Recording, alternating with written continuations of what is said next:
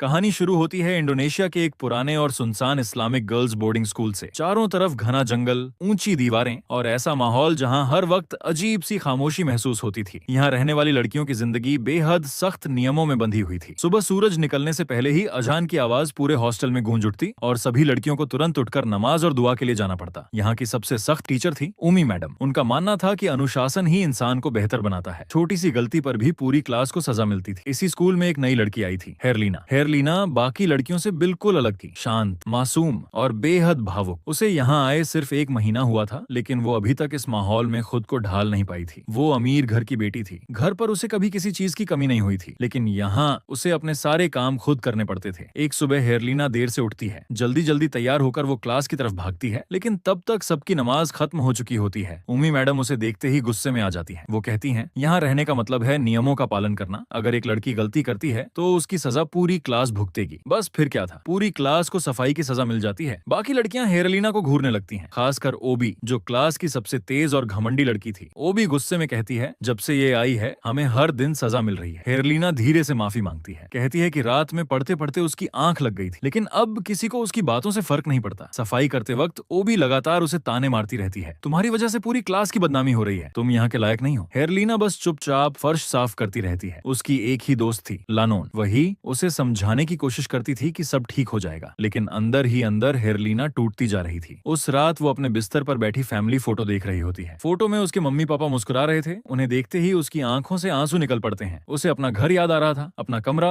अपनी माँ और वो आरामदायक जिंदगी जो अब उससे बहुत दूर जा चुकी थी। कुछ दिनों बाद पेरेंट्स विजिट डे आता है। सभी लड़कियां अपने परिवार से मिलकर खुश। हेरलीना भी दौड़कर अपनी माँ से लिपट जाती है और फिर रोते हुए कहती है, मम्मी मैं यहाँ नहीं रहना चाहती, मुझे घर ले चलो। उसकी माँ उसे शांत कराने की कोशिश करती है, लेकिन हेरलीना लगातार रोती रहती है। वो बताती है कि बाकी लड़कियां उसे पसंद नहीं करती, हर छोटी बात पर उसे अपमानित किया जाता है। माँ का दिल पिघल जाता है। उन्हें भी महसूस होने लगता है कि उनकी बेटी यहाँ खुश नहीं है। घर लौटकर वो अपने पति से बात करती है, कहती हैं कि हेरलीना अभी इस माहौल के लिए तैयार नहीं है, लेकिन उसके पिता का जवाब सुनकर वो भी चुप हो जाती है। वो कहते हैं, सिर्फ 1 महीने में हार मान लेना ठीक नहीं, उसे वहीं रहना होगा, अनुशासन जरूरी है। असल में हेरलीना के पिता बहुत सख्त इंसान थे। उन्हें लगता था कि उनकी बेटी ज्यादा लाड प्यार में बिगड़ चुकी है, इसलिए वो चाहते थे कि बोर्डिंग स्कूल उसे मजबूत बना दे। लेकिन उन्हें क्या पता था, यही फैसला उनकी बेटी की जिंदगी बदल देगा। इधर स्कूल में हालात और खराब होते जा रहे थे। अब ओबी और उसकी सहेलियां मौका मिलते ही हेरलीना को परेशान करती, कभी उसका मजाक उड़ाती तो कभी जानबूझकर उसे अकेला छोड़ देती। एक रात लानोन हेरलीना को मस्जिद में दुआ पढ़ने के लिए बुलाती है। हेरलीना तैयार होकर बाहर निकलने ही वाली होती है कि तभी अचानक ओबी और उसकी 2 दोस्त कमरे का दरवाजा बंद कर देती हैं। कमरे का माहौल अचानक डरावना हो जाता है। ओबी गुस्से में हेरलीना के करीब आती है और कहती है, सच सच बता, क्या तूने हमारी शिकायत की थी? हेरलीना घबराकर मना करती है, लेकिन ओबी उसकी बात नहीं मानती। अचानक वो उसे जोरदार थप्पड़ मार देती है। हेरलीना रोने लगती है। वो पूछती है, मैंने तुम्हारा क्या बिगाड़ा है? लेकिन अब ओबी के अंदर सिर्फ गुस्सा था। वो पास रखी गर्म फ्राइज की प्लेट उठाती है और डराने लगती है। तभी धक्का मुक्की में वहां रखा गर्म इस्त्री नीचे गिर जाता है और अगले ही पल ओबी की दोस्त हेरलीना का हाथ पकड़कर उस गर्म इस्त्री पर दबा देती है। हेरलीना दर्द से चीख पड़ती है। उसकी चीख पूरे कमरे में गूंज जाती है। उसकी आंखों से लगातार आंसू बह रहे थे। अब वो पूरी तरह टूट चुकी थी। मौका मिलते ही वो खुद को छुड़ाती है और कमरे से भाग जाती है। बाहर घना अंधेरा था, ठंडी हवा चल रही थी, लेकिन डर के मारे हेरलीना बिना रुके भागती जा रही थी। पीछे पीछे ओबी और उसकी सहेलियां भी दौड़ रही थीं। हेरलीना जंगल पार करके सड़क तक पहुंच जाती है। उसकी सांसें तेज चल रही थीं, आंखों में आंसू थे और तभी सामने से तेज रफ्तार में आती कार उसकी तरफ बढ़ती है, लेकिन डर और घबराहट में हेरलीना उसे देख नहीं पाती। अगले ही पल एक जोरदार टक्कर होती है। वहीं अस्पताल में हेरलीना के पिता अपनी बेटी के जले हुए हाथ को देखकर भड़क उठते हैं। वो स्कूल वालों पर गुस्सा निकालते हैं और कहते हैं कि उनकी बेटी के साथ गलत हुआ है। 1 हफ्ता गुजर जाता है, लेकिन तभी एक दिन अचानक हेरलीना वापस स्कूल लौट आती है। उसे देखकर सभी लड़कियां हैरान रह जाती हैं, खासकर ओबी और उसकी सहेलियां, क्योंकि जिस लड़की को उन्होंने मौत के करीब देखा था वो अब बिल्कुल ठीक उनके सामने खड़ी थी। लेकिन हेरलीना अब पहले जैसी नहीं रही थी। उसके चेहरे पर हमेशा अजीब सी मुस्कान रहती। वो बहुत शांत हो चुकी थी और उन्हीं लड़कियों से प्यार से बात करती जिन्होंने उसे सबसे ज्यादा तकलीफ दी थी। एक रात ओबी और उसकी दोस्त सीटी नाइट ड्यूटी कर रही होती हैं। सीटी वॉशरूम जाती है, लेकिन काफी देर तक बाहर नहीं आती। ओबी उसे ढूंढने अंदर जाती है। तभी उसे पीछे से अजीब आवाजें सुनाई देती हैं। वो बाहर निकलकर टॉर्च जलाती है और दूर लाल कपड़ों में खड़ी एक लड़की दिखाई देती है। अगले ही पल वो डरावना चेहरा अचानक उसके सामने आ जाता है। वो हेरलीना थी। सफेद आंखें, खून से सना चेहरा और डरावनी मुस्कान। ओबी चीखते हुए भागती है, लेकिन तभी सीटी उसके पीछे आकर उसका गला पकड़ लेती है। उसकी आंखें पलट चुकी थीं। ऐसा लग रहा था जैसे उसके अंदर कोई दूसरी ताकत आ गई हो। तभी गानी मैडम वहां पहुंचती हैं और आयतें पढ़ना शुरू कर देती हैं। कुछ देर बाद सीटी बेहोश होकर जमीन पर गिर जाती है। अब पूरे स्कूल में डर फैल चुका था। ओबी कांपते हुए कहती है, मैंने हेरलिना को देखा था, लेकिन कोई